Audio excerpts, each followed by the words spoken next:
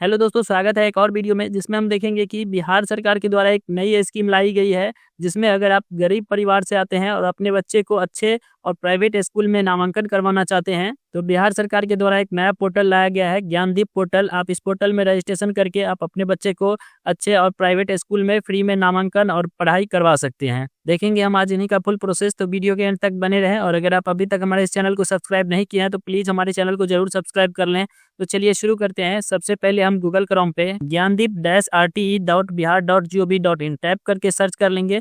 तो यहाँ बिहार सरकार के द्वारा जो नया पोर्टल लॉन्च किया गया है ज्ञानदीप का, इसके होम पेज पे आ जाएंगे। अब इस पोर्टल का लिंक हम अपने इस वीडियो के डिस्क्रिप्शन बॉक्स में भी दे दिए हैं, तो आप वहाँ जाकर डायरेक्ट लिंक पर क्लिक करके भी यहाँ विजिट हो सकते हैं। अब यहाँ इस पोर्टल के होम पेज पे आते हैं, तो यहाँ सबसे ऊपर वाले कॉलम में डाउनलोड लेटेस्ट नोटिफिकेशंस का ऑप्शन दिया गया है। यहाँ हम इस पे क्लिक करेंगे। इस पे क्लिक करते हैं तो यहाँ देखिए कि आरटी एडमिशन 2025 से 26, यहाँ हम इस पे क्लिक करेंगे तो एक 8 पेज का पीडीएफ डाउनलोड होके आ जाएगा। अब इसमें इससे जुड़ी सारी जानकारी दी गई है। यहाँ हम विषय देख पाते हैं कि शिक्षा का अधिकार अधिनियम 2009 की धारा 12(1)(c) के तहत प्रस्वीकृत प्राप्त निजी विद्यालयों में लाभकारी समूह डीजी और कमजोर वर्ग ईडब्ल्यूएस श्रेणी के छात्रों का शैक्षणिक वर्ष 2025 से 26 में ज्ञानदीप पोर्टल के माध्यम से ऑनलाइन नामांकन की प्रक्रिया को गो लाइव करने के संबंध में। अब यहाँ देखिए कि यहाँ पे विषय वगैरह सब दी गई है और यहाँ समय सीमा दी गई है। जैसे यहाँ छात्र पंजीकरण 26 दिसंबर 2024 से 25 जनवरी 2025 तक कर पाएंगे। और यहाँ पंजीकृत छात्रों का सत्यापन जो होगा वो यहाँ 30 दिसंबर 2024 से 10 फरवरी 2025 तक की होगी। और यहाँ सत्यापित छात्रों का ऑनलाइन स्कूल में आवंटन जो किया जाएगा वह 15 फरवरी 2025 तक। और यहाँ चयनित छात्रों का विद्यालय में प्रवेश 16 फरवरी 2025 से 28 फरवरी 2025 तक रखी जाएगी। अब स्क्रॉल करके दूसरे पेज पे आते हैं तो यहाँ हम देख पाते हैं कि अलाभकारी समूह के बच्चे से अभिप्रेत है अनुसूचित जाति, अनुसूचित जनजाति, पिछड़ा वर्ग, अत्यंत पिछड़ा वर्ग एवं अल्पसंख्यक समूह के बच्चे जिनके माता पिता वैधानिक अभिभावक की वार्षिक आय 1 लाख रुपए तक हो, यानी कि जिनका caste category SC, ST, BC या EBC, या फिर जो अल्पसंख्यक समूह के बच्चे हैं जिनके माता पिता का वार्षिक आय यानी कि सालाना आय जो होनी चाहिए वो 1 लाख से कम का होना चाहिए, तभी आप इसके पात्र में आते हैं।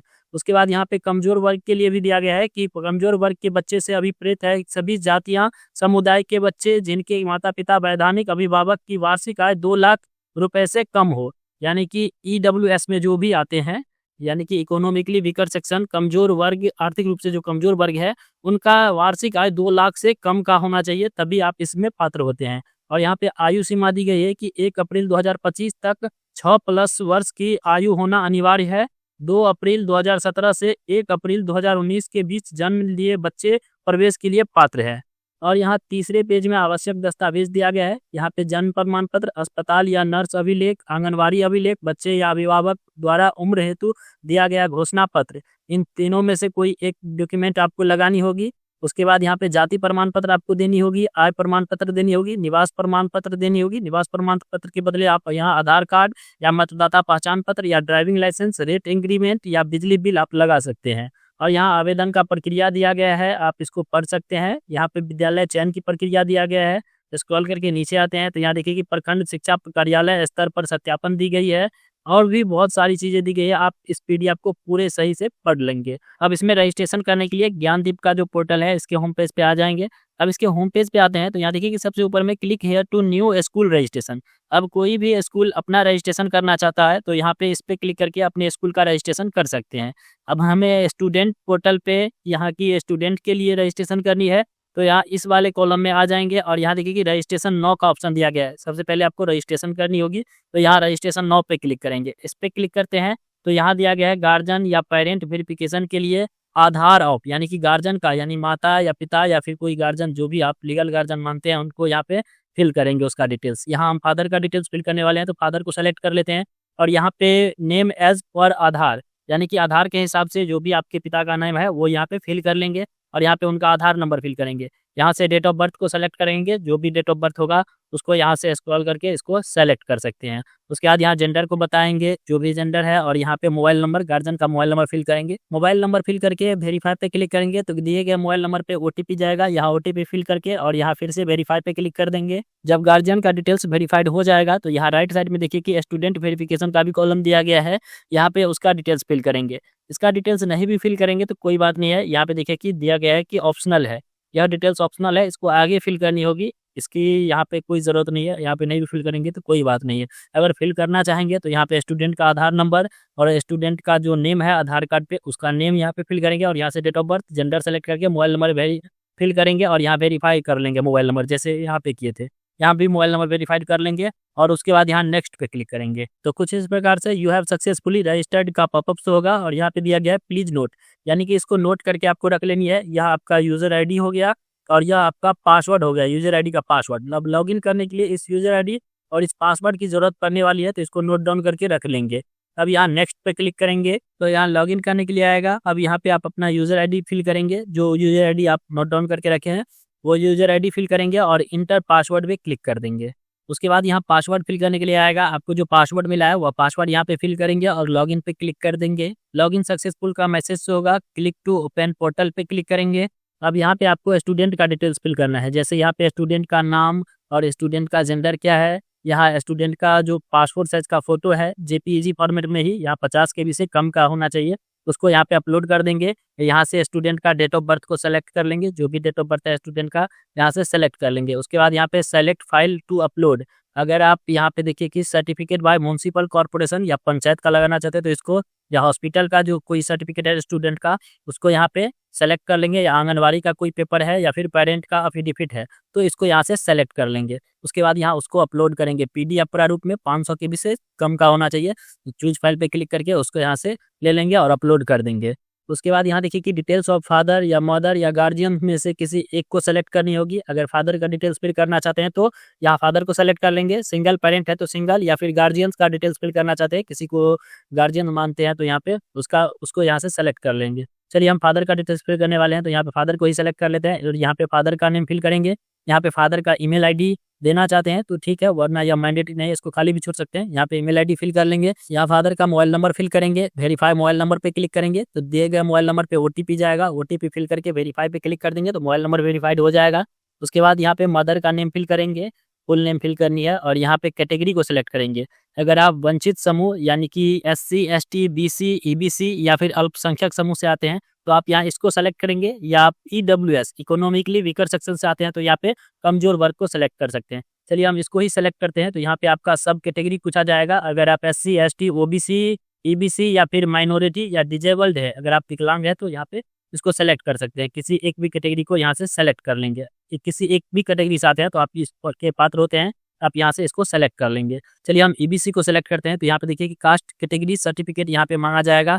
आप अपने यहाँ पिता या माँ का यहाँ पे कास्ट कैटेगरी यानी कि जाति प्रमाण पत्र यहाँ पे लगाएंगे, तो हम पिता का लगाने वाले हैं तो इसको सेलेक्ट कर लेंगे। और यहाँ पे सर्टिफिकेट इशू डेट, जब भी इशू हुआ है सर्टिफिकेट उस डेट को यहाँ से सेलेक्ट कर लेंगे, यहाँ पे चूज पे क्लिक करके और इसको यहाँ से सेलेक्ट कर सकते हैं।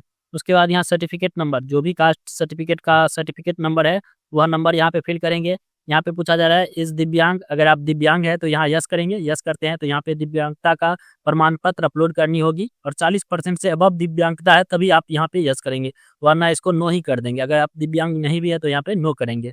उसके बाद यहाँ पे एड्रेस डिटेल्स फिल करने के लिए आएगा। एड्रेस लाइन 1 में विलेज पोस्ट और यहाँ पे PS फिल कर लेंगे। यहाँ से नेशनैलिटी में इंडिया को चुनेंगे, यहाँ से अपने डिस्ट्रिक्ट को चुन लेंगे जो भी डिस्ट्रिक्ट है, और यहाँ अपने ब्लॉक को बताएंगे। डिस्ट्रिक्ट सेलेक्ट करते हैं तो यहाँ पे ब्लॉक खुल के आता है तो यहाँ से ब्लॉक को चुनेंगे। और यहाँ एरिया टाइप में अगर आप अर्बन रूरल यानी कि ग्रामीण क्षेत्र से आते हैं तो यहाँ पे रूरल को सेलेक्ट करेंगे, और अर्बन अगर आप शहरी क्षेत्र से आते हैं तो अर्बन को सेलेक्ट करेंगे। अगर अर्बन को सेलेक्ट करते हैं तो यहाँ पे वार्ड नंबर खुल के आता है आपके ब्लॉक के हिसाब से, तो यहाँ पे वार्ड नंबर को सेलेक्ट कर लेंगे। अगर आप रूरल को सेलेक्ट करते हैं ग्रामीण क्षेत्र को तो यहाँ देखिए कि पंचायत सेलेक्ट करने के लिए आएगा। यहाँ ब्लॉक के हिसाब से पंचायत खुल के आएगा तो यहाँ से अपने पंचायत ग्राम पंचायत जो भी होगा आपका वह पंचायत को सेलेक्ट कर लेंगे। उसके बाद यहाँ पे पूछा जाए do you have your domicile certificate, अगर आपके पास निवास प्रमाण पत्र है तो यहाँ पे यस करेंगे, वरना इसको नो भी कर सकते हैं। नो करते हैं तो यहाँ पे सेलेक्ट डॉक्यूमेंट टाइप को सेलेक्ट करने के लिए आएगा। यहाँ पे आप अपना ड्राइविंग लाइसेंस, आधार कार्ड या electricity bill, voter ID card या रेंट एग्रीमेंट, यहाँ जो है सो गार्जियन का इन तीनों चारों में से किसी भी एक डॉक्यूमेंट को यहाँ पे लगानी होगी गार्जियन का। तो अगर आपके पास डोमिसाइल सर्टिफिकेट है तो यहाँ पे यस करते हैं तो यहाँ देखिए कि इशूड कब इशू हुआ है और किसके लिए इशू है, खुद का है स्टूडेंट का तो यहाँ पे इसको सेलेक्ट करेंगे, अगर माँ का है तो या पिता का है तो इसको सेलेक्ट कर सकते हैं। उसके बाद यहाँ पे सर्टिफिकेट कब इशू हुआ है उसको उस डेट को यहाँ से सेलेक्ट कर लेंगे और यहाँ पे सर्टिफिकेट नंबर फिल करेंगे। अगर नहीं भी है तो यहाँ नो पे क्लिक करते हैं तो यहाँ सेलेक्ट डॉक्यूमेंट में अपने पिता का किसी एक डॉक्यूमेंट को सेलेक्ट कर लेंगे।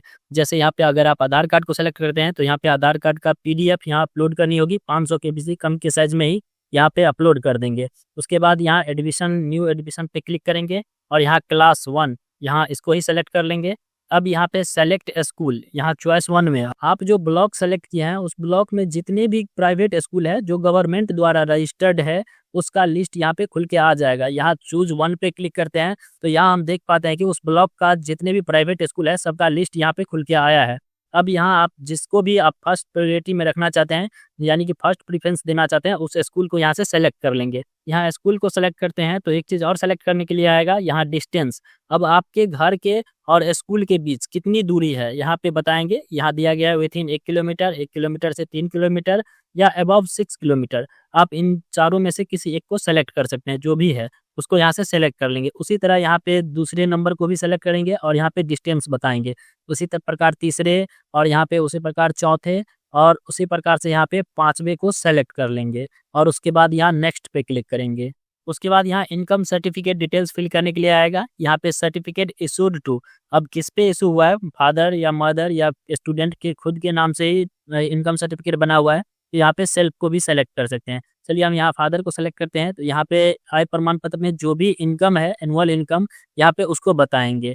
उसके बाद यहाँ पे दिया गया है सर्टिफिकेट इशूड डेट। अब यहाँ से इशू डेट को सेलेक्ट कर लेंगे कि इनकम सर्टिफिकेट कब इशू हुआ है, यह सर्टिफिकेट पे ही होता है तो आप उसको देखकर यहाँ पे सेलेक्ट कर सकते हैं। उसके बाद यहाँ पे दिया गया है नॉट मोर देन 1 लाख रुपए, यहाँ पे इसको टिक कर देंगे और यहाँ पे इनकम सर्टिफिकेट ईयर को सेलेक्ट करेंगे। जो भी ईयर है उसको यहाँ से सेलेक्ट कर लेंगे और यहाँ पे सर्टिफिकेट नंबर फिल कर लेंगे। आय प्रमाण पत्र संख्या जो होती है उसको यहाँ पे फिल करेंगे और उसके बाद यहाँ नेक्स्ट पे क्लिक करेंगे। उसके बाद यहाँ फॉर्म प्रीव्यू खुल के आएगा। प्रीव्यू में डिटेल्स को चेक करेंगे, अगर कुछ भी गड़बड़ है तो वहीं पे एडिट का ऑप्शन दिया रहेगा, एडिट पे क्लिक करके उसको ठीक कर लेंगे।